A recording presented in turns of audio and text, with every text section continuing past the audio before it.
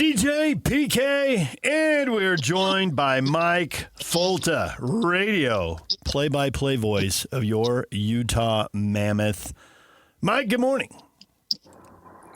Oh, I guess we could call it that, guys. You know, I'm a God-fearing man, and I occasionally will ponder like what the fiery underworld would be like. Is it a lake of fire? Is it the weeping and gnashing of teeth? No, it's your rival school accomplishing something that you probably would never will in your lifetime and having an ultimate one-up on you. Yeah. Good morning, guys. Yeah, that's what we were discussing. I don't know if you're listening to the last segment. I said I want to ask Mike because if you look at the state of Utah, there's probably nobody more qualified to speak at the Big Ten. Obviously, we've been WAC, Mountain West, Pac-12, and now Big 12, but we don't have a lot of folks around here from Big Ten, and you were born and raised in that country. This is your conference. You can speak to it. Is it shocking? How do you describe what Indiana football has been able to do? It's an incredible story, truly. And as a Purdue fan, if you don't know, Purdue, huge rivals with Indiana. We're the two public schools in the state of Indiana, the two big ones. And so where I grew up, which was right in between the two schools, basically all the smart people went to Purdue and all the pretty people went to IU. So you have this like cultural divide within the state of Indiana. And like their story is incredible. And I know so many people that went to IU that have struggled through just years and years of terrible football. And our rivalry, I was thinking of a way to describe this because you can't really compare it to Utah BYU. Because Utah and BYU are good football schools that, like, theoretically, like, it's possible they could win a national championship when you look back over the last, couple decades. Like, they're competitive at the very least. Purdue and IU are typically very bad, right? And that story has been beat into the ground about IU recently, but Purdue is right there. And so there was never like this fear that Indiana would win a national championship because it was inconceivable. Like it's not even a thing. So when I was watching this, even as a Purdue fan, if I'm being honest, like I'm seeing my state represented on a national stage. I know so many people that are either at the game or are living and dying with every snap because they don't know if they'll ever be back, right? Like Indiana doesn't know if they'll ever be back to a national championship game. And so like as much as, and I don't even like saying this on public record, but as much as it sickens me to say, like there was a part of me that was pulling for them because I don't think of it like if BYU was in the national championship game, there's no way that Utes fans would be rooting for them. Right. I don't think, and I've talked to a few, but I equate it more to like your crosstown rival, your crosstown high school rival. Right? Like you grew up playing against these kids. You grew up playing with some of these kids. And now that crosstown rival goes to the state championship game. And no, you're not going to wear their colors. You hate their colors. But there's a lot of you that would rather see them win than the 5A team up the state. And so that's kind of how I compare it. Now, if this is basketball, it's totally different. If I use the national championship in basketball game, which we don't have to worry about this year, I'm 1,000% rooting against them. I'd root for anybody but them in basketball because it's conceivable that they could win a national championship in basketball because they've done it 5 times before, as they will let you know. The last one coming in 1980, by the way, when the Berlin Wall was still up. But it's just different in football because it's been so inconceivable that they would even be a threat. Not just on the national stage, but on the Big Ten stage. Mm-hmm. And, I'm happy for my friends who get to witness this. And a lot of them have been great, too. Like, I haven't gotten any, hey, suck on that, Purdue, or anything like that from any IU fans. Like, everyone is You made me nervous there for a second. Yeah. Oh, we just lost him. There we go. You're back. It's an incredible story. It's the best story in sports right now. Oh, no question. I don't think it's even close. No question. Do you think, like Clemson, they can go on a run? Because we saw Clemson in the semifinals and the title game multiple times. Can Indiana do that? Because as shocking as one would be, I assume you'd be completely stunned if there was a 5-year run.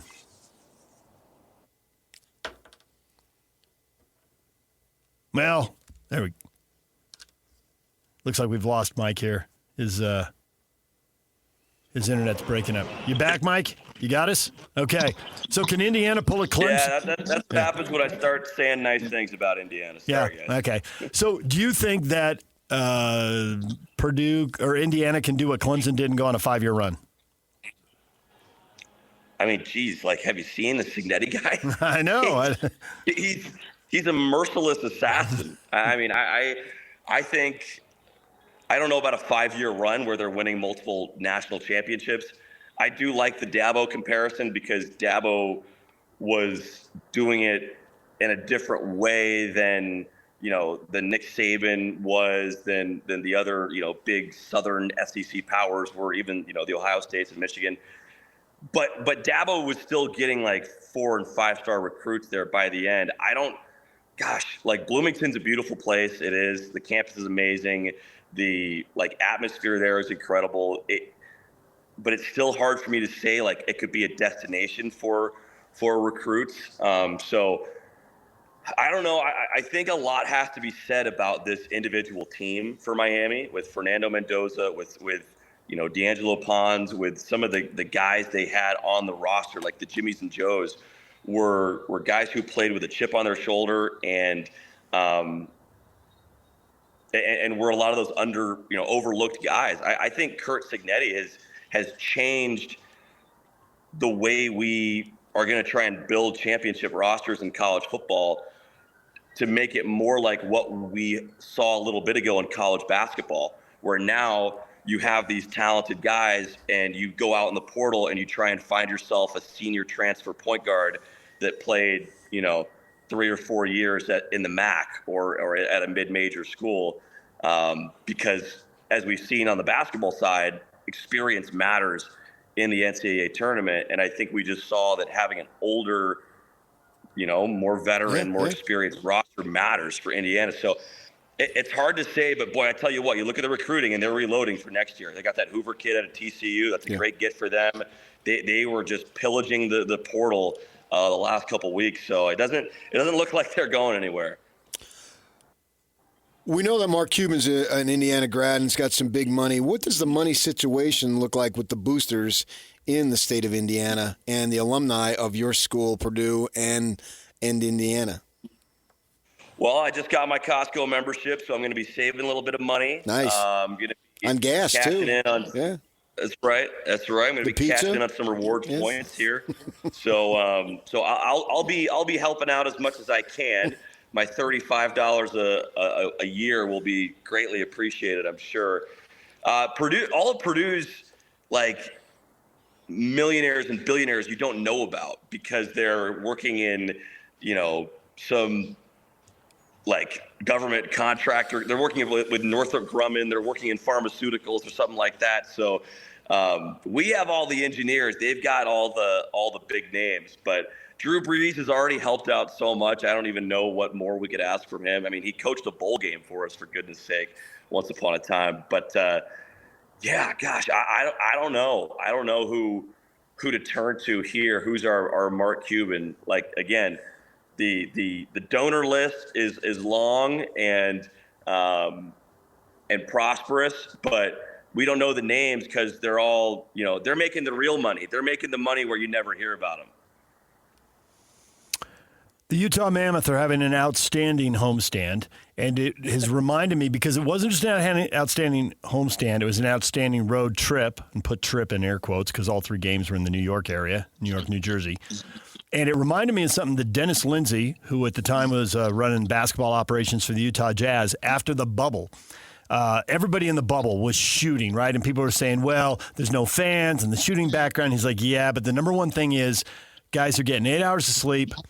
Nobody's getting on and off airplanes. There's no jet lag. There's no playing games on 4 or 5 hours of sleep or 3 hours here and then a 2-hour nap there. He says when these guys are rested, you're seeing what they're really capable of.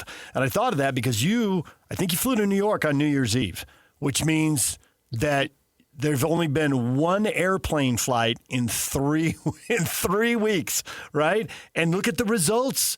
I mean, this is 7 wins, 1 loss, 1 OT loss. So that is, now I got to do math. What is that, 15 points out of a possible 18? I think you've climbed from 10th to 7th in the West in this run. How much of it can you put to, hey, the guys weren't bad hockey players in October and November, and they're not great hockey players now. Those were exhausted guys who travel a lot, and these guys have been at home a lot. You know, when you travel, how tiring that is? Think of those travel days when you're on the road and you get to your destination. You're like, I didn't really do anything today. I just went to the airport. I sat in a seat, and then I got in a cab and got to the hotel. That's all I did, but I'm exhausted. How many times have we all been through that, right? Mm-hmm. These guys are going through that when we're on the road and then having to play a game and get beat up by other NHL players on a nightly basis. And playing at home, when you're at home for a long time, is such an advantage. And the other side of that, DJ, is that the Mammoth have had pretty good scheduling. I don't say luck, but you could say luck with teams that are on the road coming in. You had some teams that were on the second end of back-to-backs. Mm-hmm. You had some teams that were on the end of road trips. And so you had some favorable scheduling spots where you're sleeping in your own bed and the other team is playing their third game in 4 nights, or they're at the end of a 2-week road trip. So those are the scheduling advantages that the Mammoth were not getting earlier in the year, and now they are. Now you still have to take advantage of them, right? You still have to play the game, and we've seen it before where the Mammoth have an advantage and you fail to cash in. You're pulling your hair out at the end of the night, but the Mammoth have made good. Karel Vejmelka has been fantastic in net. This team has won a variety of different ways, which I love. They've won games where they've run away with it late, and they've won games where it's been close all the way down to the wire, and they still found a way to come out on top against really good teams, like what we saw a few nights ago against the second-place Dallas Stars. So a lot of good things going on for Utah right now. One of them being they're taking advantage of the schedule. The other being, as you mentioned, they're getting all that rest. And we last played on Saturday, a 6-3 win against the Seattle Kraken. We've had a bunch of days in between home games here. So it's not just being at home. It's also just the schedule getting more space to breathe a little bit, and the Mammoth able to take advantage of that. Watching the game the other night, man, that bullet from downtown, it should be worth 2 goals by Schmidt, man. That was just a rocket that went through there. Obviously acquired through the free agency. Didn't know a whole lot about him. Just speak to the addition that he has brought to the team and how it seems like he's finding his way right now. Well, last year, Nate Schmidt bet on himself. He had been bought out of his contract in Winnipeg and then signed what was essentially a league minimum deal with the Florida Panthers, who had just won the Stanley Cup the year before. But he bet on himself, and he played in a third pair role and was extremely good for Florida in that role. And Utah saw that. They saw Schmidt win they saw him win his first Stanley Cup, Florida's second last year. And so they brought him in free agency. They're thinking, okay, veteran presence. He's a versatile guy, can move the puck. But 4 points the other night against the Kraken, 2 goals and 2 assists. Him on a pair with John Marino has been lights out for Utah this year. And they've been a ton of fun to watch together. They both have offensive game, but they're both able to produce, especially recently, without sacrificing anything on the defensive side of the puck. They're not scoring goals because they're jumping up into the play, they're leaping up into the rush and bailing on the D zone. No, they're just being authoritative and reading off each other really well in the offensive zone. That's helping the forwards, and that's helping their own numbers. That pair between Schmidt and Marino, they have the best plus-minus out of any pair or any forward line in the league. And that's pretty crazy to see because the Colorado Avalanche have been the best team in the league by a lot this year. You'd think, okay, whatever deep pair Cale Makar is on, him and Devon Toews, that has to be the best plus-minus right there. Nope, it's Nate Schmidt and John Marino, Utah's second pair. So It's been a ton of fun to watch those guys. Schmidt is an unreal interview. I don't know if you guys have ever talked to him, but he is a motor mouth, just a live wire. And he gave a bench interview after his big 4-point night on Saturday against Seattle. And he had his kids in the crowd. He was like pointing to his kids, pointing to his family. And he came in. The first thing he said was, Saturday night in Utah, where else would you rather be? Like, that is going to be on radio billboards all over our broadcast in the weeks to come. There's a road trip coming up, and 2 division leaders, the defending Stanley Cup champions, and I've got my eye on the 4th game, which doesn't make any sense, except it's Nashville, 4 points back. Is it close enough now that you start looking at that kind of stuff, or you don't care yet? With Nashville or just the road trip? No, Nashville being 4 points back. Are you standing, watching, and all that stuff? Yes. I think we are allowed to, right? You hope the team's not. You hope the team's just putting their head down and going to work, and you hope that, if we were to ask Andre Tourney, head coach, about this, he'd be like, well, we got a game tonight we got to worry about. So we know what they would say about it. But, yeah, we're looking at that, and absolutely – Nashville is a threat right now. They're playing better hockey. It's an experienced group, right? This group's been through it with guys like Ryan O'Reilly, who's won a playoff MVP. We call it the Conn Smythe Trophy. He's won one of those with St. Louis. He's won a Stanley Cup. Steven Stamkos, one of the best goal scorers in the game. He's been hot recently. Like, this group knows that this is crunch time in the NHL schedule, January into February into March. Like, the dog days, it's the start of crunch time when you have to make your run. So the Preds are absolutely a threat right now, and they beat Utah the last time these teams played back at the Delta Center. The Mammoth blew, I think, 3 separate leads in that game, and the Preds came back and won it thanks to 2 goals from Stamkos. But they're a threat. I mean, last year we saw St. Louis win 12 games in a row from, I think it was February into March, and that catapulted them into a playoff spot. So we've seen it before within recent memory in our own division where teams get hot late, and there's still so much season left, guys. Like, there's 30 plus games left here in the season. So you have to think that within this group that's competing for a wild card spot, like the 5 to 6 teams, one of those teams is going to win 5 or 6 or 7 in a row at some point, if not multiple of those teams. Now, Utah has been the hot team recently with points in 7 straight.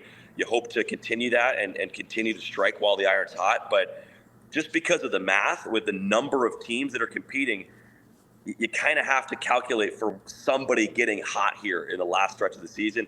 It very well could be a veteran Nashville group. Nancy Sinatra, Mike. You like that, PK?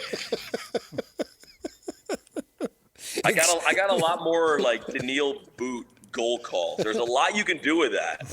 Like, have you guys thought about any lines? I mean, like, these boots are made for walking. Like, someone tweeted at me, I like big boots and I don't lie. But there's a million ways you can go with it. Okay, we're waiting for that one. I like big. Did it just come to you in the moment, or had you planned it?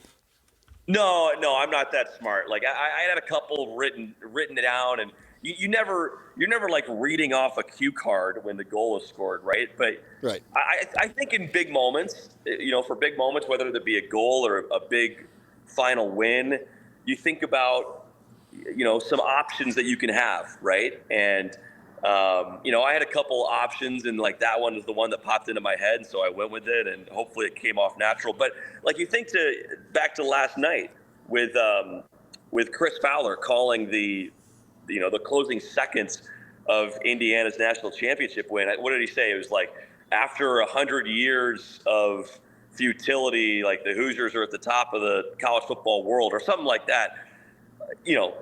I would imagine he had visualized or at least thought about how he was going to say that, right? Yeah. So I think as broadcasters, that's part of our job to, like, think about those big moments. And you don't ever want it to be scripted, but you also want to rise to meet that moment. And hopefully there's a lot more Daniil Boot goals to call. Sure. Mike, we appreciate it as always. Thanks for joining us. Enjoy a couple more days at home. Can't wait till the Boilers are winning the national championship at basketball, which is what the IU fans really care about. So we're going to hit them where it Not hurts. anymore. Yeah, I think they've adapted. All right, thanks, Mike. DJ PK, Mike Folta joins us every week to talk Utah Mammoth hockey and occasionally Purdue Boilermakers when he can work it in, which didn't take him any time at all today. Tim Brando, college football basketball commentator for Fox Sports, joins us coming up at 9 o'clock. We'll talk to him about the title game, the playoff format, and Big 12 hoops going forward. Also, it's a Utah Jazz Ticket Tuesday, so after the break, we're going to give away 2 tickets to see the Jazz and the Miami Heat Saturday night at the Delta Center. That's on the other side of this break. Stay with us. This is Jake Scott and Ben Anderson. I got to tell you, though, if they took the leash off, let alone if the Jazz still had Walker Kessler, this is a playoff team. That may sound like hyperbole. Hyperbole, homer take. The Jazz are beating teams like San Antonio and Detroit, and when they get the green light to play against teams, they're beating them. As soon as the Jazz flip the switch, they're going to be competitive really quick. That doesn't mean win a title, but they're going to win more games than they lose next season because they're going to add pieces around what they already have, and they're just going to try every night. Because Lowry's taking it to another level. Yeah. And Keontae's a guy. Yep. And then you throw in Walker. All of a sudden, you're talking about winning 44, 45 games. Right. Yep. It's not that far off. No, it's next year. Jazz are going to win 40 games next year. I really firmly believe that. Barring injury, that's where the Jazz are. Catch Jake and Ben weekdays from 10 to noon on 97.5, the KSL Sports Zone. DJ PK. We are brought to you in part by Hercules First Federal Credit Union, growing stronger together. Hercules First Federal Credit Union, bringing you all the Utah Mammoth interviews. And if you missed Mike Folta, you got to go back and watch it wherever you get your podcast. We love having him on. He is a great guest. And he not only talked about the Mammoth in depth, but he spent a lot of time as a Purdue guy talking about how unreal it is that Indiana just finished the season 16-0, and they're the champs. So if you love college football, you want to hear Mike this week, get it wherever you get your podcasts, KSLSports.com, YouTube, Apple, Spotify, wherever. Yeah, and along the way, you beat Ohio State. You beat Oregon. Twice. Yeah. Yeah. I know. The big dogs of the game. Yeah. How satisfying was it for Indiana to beat Ohio State 12-0 versus 12-0 for the Big Ten title, and then to go on a playoff run and top it? Because that Big Ten title game, that had to be enormously satisfying for Indiana fans who'd watched their team get crushed year after year after year and just be sitting there at 13-0 Big Ten champs, and then they do this in the playoff on top of it. I was sitting in a hotel in Dallas, high five in the air. There you go. So Utah Jazz Ticket Tuesday, caller 12 right now, 801-575-ZONE. Will win a pair of tickets to watch the Jazz and the Miami Heat January 24th, which is Saturday. Saturday at the Delta Center. You want to go to the game? Date night. Free tickets right now. Caller 12, 801-575-ZONE. If you don't win now, try again at 9:30. And every hour, all day long on the half hour.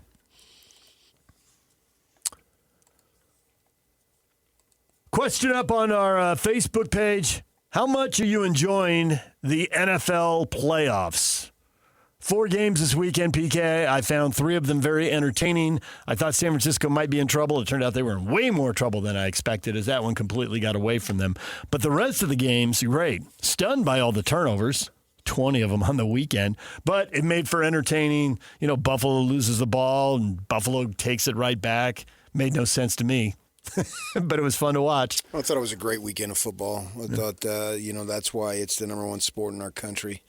And it's set up to be when people are in front of televisions and through massive parts of the country, they're not out at minimum talking over the fence to your neighbor, just hanging out. Right.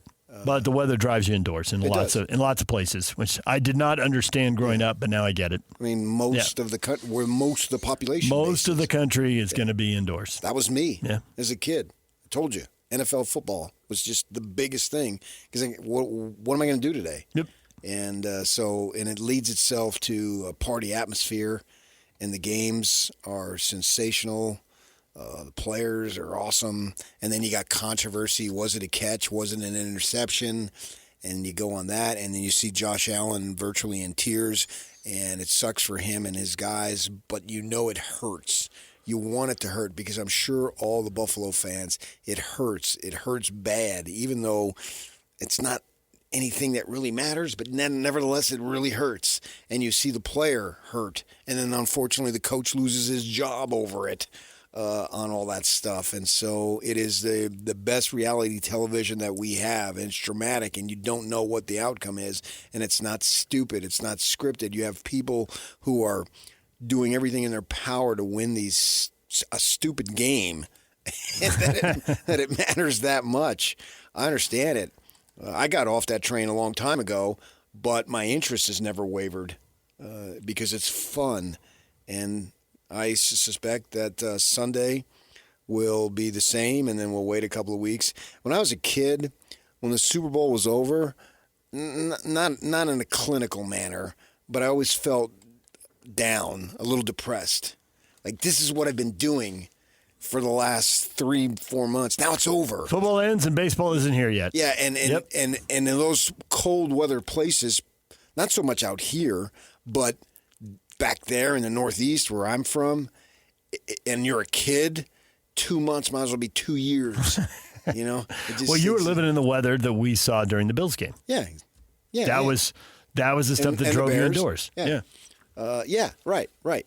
And so what's next? And it's not like here where you can roll out a 55, 60-degree day in the middle of winter, or you can just hop in a car and go 3 hours and get it. You're hours away. So football is really in the fabric there. You do have basketball. I mean, and you know, in the New York area, they turned to now you got two teams. But, I mean, the Knicks were where it was at. And so that bides your time there. But it's so huge. And it's like football, you wonder, can it do anything wrong to harm itself? I think the answer is no. I think a few years ago with all the kneeling, I'm out. Blah, blah, blah, blah. No, you're not. No. Well, and it was fairly predictable because before that there'd been massive labor disputes that really wrecked a couple of seasons. I'm out with these guys arguing about money. No, you're not. You're right back in. Right. And they've moved teams around more than any league. I mean, they've had as much movement in that league as the NBA and Major League Baseball combined. And that doesn't seem to matter. There's whole cities turned off, but it doesn't matter. Oakland's turned off. St. Louis, super turned off. I mean, they really got the shaft and sued and won. But the country that's just why keeps I don't pay it. attention to hockey at all since the Coyotes left. Yeah, see? I can see how turned off you are. I just roll with all that stuff. I'm a sports fan. I'm not. If it doesn't involve the games, I don't care. How much do you think football is driven by gambling and fantasy football? Well, certainly now that's new. I think that's increased it, and maybe it took it to a new level. Over the top isn't the right phrase, but to the top of the top, it took it. Yeah, it's drove big it to deal. a new level. Yes. And in college is just, I could argue college football has skyrocketed more than any other sport, where it used to be to where it is now. They've got to figure out something to make it the spectacle that the Super Bowl is, because I think it has the capability of doing that. Having it on a Monday. No. Yeah. No. I think the thing they're going to have to decide is, do they want to go with the tradition of playing the semifinals on New Year's Day? And I would think it'd be Rose Bowl in the afternoon, Sugar Bowl in prime time. Or, because of the spectacle thing, do they want to make it the championship game, which I think ought to go to the Rose Bowl, but I think realistically they'll bid it around the country and they'll go to NFL domes, which I think limits the spectacle of it, but for the money. The granddaddy. New Year's the answer afternoon. to all your questions is money, a wise man once said. But I mean, the Rose Bowl, their stadium's big, and they can do that. Yeah, they'll have to sign a contract and build more luxury suites then, because that's where the real money is, not in the seats. Build them halfway to heaven. Yeah. So they can do all that. I think that for me, instead of this week 0, it's week 1. Yep. And move it up. That is an opportunity to move the schedule up there. And it's easily done. I think the Army-Navy thing will go away. It'll be interesting to see about the college football, the conference championship games. Some people want that to go away. I suspect there's too much money and that it won't. But it's pointless. and it gets in the way. I get it, but it's money. And it's dumb. I get all of this, and I'm not going to shed a single tear if it goes away. I'm just telling you, you don't need them. There's no need for it. I think there's two things. First, I think they'll play on Army-Navy weekend. That's one thing they'll do. And two, I think what you said about changing, there's no more week 0. Everyone just plays week 1 that week. Yeah. I think that's coming. I can see both those things. I can see both those things happening. Yeah, it drags on, and there's no need to be playing in the 3rd week. Have it done. Get the calendar. You keep hearing the people in it. They've got to change the calendar. The calendar. They did. And they're all right. Yeah, they're right. I agree. I agree. Right. But they're in a new era now, and all the old ways are just that. And the only thing that's slowing down the change to something new is that the two most powerful leagues cannot agree on what the new thing is going to look like. That's the only reason. Oh, I think that if the Big 10 wanted 24, the SEC, or if the SEC wanted 24, doesn't it seem like then these the Big 10 would go to 16? Politics, whatever, the vaccine. No, you got to take it. No. Well, wait a second. He also no. And the freaking thing became political. Yeah. Became a political football of these fools arguing back and forth. So you think sometimes it's not about the issue, it's about the power. Power goes to everybody's heads, and it becomes intoxicating. And I'll show you. Yep. I was right. I know what's best for the future of the game. Yeah. I know what's okay. I think that there'll be some form of common sense, and they'll realize this is just something that is so big that everybody can enjoy, everybody can partake, that there'll be some form of reasonable alignment. And maybe that's naive, but that's the way. I don't know how long it'll take. Maybe it'll take another 5 years. Who knows? But it just seems that, man, this sport has just exploded beyond belief. I mean, look at Kyle. Beyond belief. That when he took the job, and we were sitting here saying, well, Chris Hill bid against himself. That was an extra 100, 150 grand he must have spent there. Yeah. And then you flash forward 20 years. It's that amount of money one time was nothing. It was the best investment, best decision ever. And Kyle's now at Michigan making $8.2 million. There's Right. 0% chance. After having gone undefeated to a Sugar Bowl and gone to 2 Rose Bowls and changed leagues twice, we wouldn't have predicted any of this. It's crazy where it's gone over 20 years. And it's a massive story. He was a massive story. Oh, yeah. Yes. My wife texted him and said, man, I was going to wait till it calms down to just wish you good luck. But every time I turn on the TV, you're there.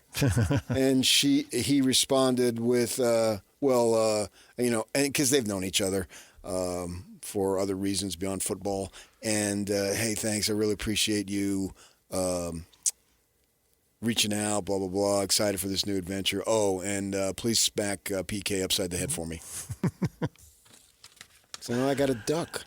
Yep. Every there time it I is. see her. Yeah. It's just huge, Keep man. your head on a swivel, man. You're on the kick cover team. And that story is a massive story. Yes. And then there'll be other stories, massive stories across the board. And we'll have stories here in our own backyard that'll be huge. DJ PK, when we come back, Cougar Hoops, the loss on the weekend, what they need to fix, a couple red flags that showed up. We will get to that next. And then at the top of the hour, Tim Brando talking college football and basketball. He calls games for Fox Sports, both those sports. He joins us at 9 o'clock right here on The Zone. Whirls around and down. 97.5, the KSL Sports Zone is your exclusive home of the Utah Jazz. And we want to send you to the Delta Center to see the Jazz in action. Listen every Tuesday for the Jazz Ticket Tuesday Sounder at 30 past the hour, every hour, all day long. And if you're caller number 12, you'll be on your way to an upcoming game. Buy one, you'll get one free. It's Jazz Ticket Tuesday, every Tuesday throughout the NBA season on your radio home for the Utah Jazz. 97.5, the KSL Sports Zone. Don't miss your chance to win big every week on the KSL Sports Zone. Next week, win tickets to the Utah Boat Show and Water Sports Expo at the Mountain America Expo Center, January 29th to February 1st. Get your tickets now at utahboatshow.com or listen to the KSL Sports Zone all day Wednesday for your chance to win. BYU beaten by Texas Tech 84-71. PK. You're not surprised they lost a road game at Texas Tech. These things happen. Even championship teams can lose 5 games. If you had to pick 5 tough games on the BYU schedule they might lose, I think you'd circle this one for sure. Top 10 team, Connecticut, who they lost to. Maybe the game they got coming up at Arizona. That seems like another obvious potential L on the schedule. However, the fact they had a 9-point lead with 9 minutes to go and the Tech so thoroughly dominated the end of the game, that seems like one red flag to me. And then also underlining something we've talked about, so much rides on the big 3, and if they only have 2 of the 3, they can be in trouble. And Saunders had it going, but A.J. DeBonsa did not. Robert Wright III had a stretch where he was unstoppable. But for DeBonsa, that's the worst game we've seen out of him in a long time. He had 13 points and 6 of 17 shooting. I know he's supposed to have been sick, and maybe that was a factor, and he took a fall on the shoulder in the previous game. Maybe that's a factor. Maybe he just had a bad game. But whatever it is, it really illustrated the point. They need the big 3 to be good at the same time because they only got 12 points from the rest of the team. Yeah, they do. There's no question about it. And bad games happen. I mean, there's your human beings here. He's not going to be a superstar every single time. This is sports. Yep, and this is one that you could totally see coming. Like at Texas Tech was always going to be hard. Right, but it's in the manner in which they got blown out, essentially. From that point on, after they had that 9-point lead, Tech takes a timeout. You're thinking, all right, man, this is going to be a huge win, blah, blah, blah, blah, blah. And then they just fell apart. And as Kevin Young said, coaching, playing, you name it, we fell apart. It was a 30-6 run. You can find a lot of mistakes in a 30-6 run when you're on the wrong end of that thing. And I would have liked to have seen a little more mental toughness there in that situation. You lose, you lose. It's going to happen, right? Most likely their last game this year will be a loss, unless they win it all. Because they're going to. It's the nature of college basketball, right? Yeah. So I understand that, but you got humbled. You got to kick. Not that they needed to be humbled by any stretch. I don't think they're over the top, arrogant. That's not the point. But they were humbled. They got brought to their knees. Those types of things. So what do you do to go back? And they got a little bit of time off here to get better. And Kevin Young's team last year got significantly better, and that's the only thing we have to draw on. And it was pretty good. And by the time they got to where they needed to be, everything was clicking to the level that they needed to get them to the Sweet 16. Now, let's see how it goes. It's going to be fascinating to watch it develop because they're sort of in the lab each day, and then we get to see these little quizzes. The final test is not till the NCAA tournament, right? And that's how they're going to be judged because they're that caliber team. You always love to bring up Arizona, 5th in the league, but they won the NCAA tournaments. Nobody cares. That was all lab time for Lute Olson and the guys in that era in January and February. And then when it mattered the most, they were there and went on that run. And I feel like what Folta was saying, he felt a little pride for the state of Indiana. When Arizona won that, I felt a little pride for the state of Arizona. Although I've never barely been a big college basketball. I've got a team and all that stuff. But yeah, let's see when they get back on the court between now and the end of the regular season, I want to see them be fairly, I can't say substantially. I don't know if I can go significantly, but I want to see them improved over what they are right now. Ironically, and you brought this up earlier this morning, that it was about this time last year that they were in the lab figuring stuff out. And this is actually almost a year to the day that they turned it around. Yeah. They lost to the Utes on January 18th a year ago, and they lost 4 out of 5, and they went 13-3. Right. So here we sit on January 20th. Starting January 21st last year, they got it rolling. So, I mean, things never break exactly the same. It just goes to the point that this coaching staff can look at film, figure stuff out, and figure out answers to the problems and answers to the questions. Again. All right. Well, next up for them is the Utes at home on Saturday and number 1 Arizona at home on Monday. So look out. It's getting interesting now. DJ PK, when we come back, we're talking with Tim Brando from Fox Sports about the college football title game, whatever's going to happen with the playoffs, and where does BYU stack up in the college basketball world. We'll talk with him. Stay with us.